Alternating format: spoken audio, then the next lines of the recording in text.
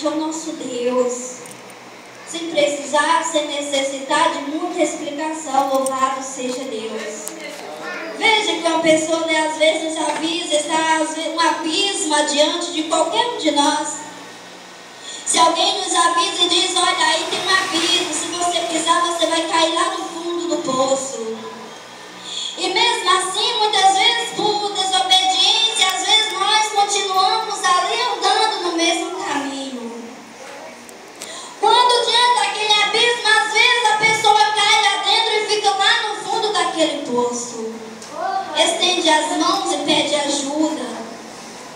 Quando está com as mãos estendidas pedindo ajuda, aquelas pessoas que nos orientaram, olha, aí tem um abismo, elas passam e dizem, eu já avisei, você está aí porque você quer.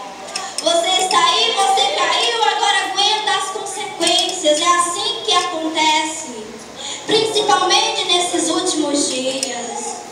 Mas o Senhor não, o Senhor nos compreende, o Senhor nos ama, o Senhor sustenta nas nossas mãos e nos tira e nos coloca de pé, porque a misericórdia de Deus é muito grande.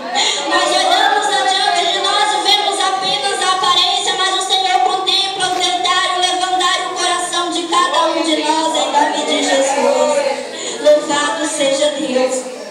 Irmãos, a hora já foi.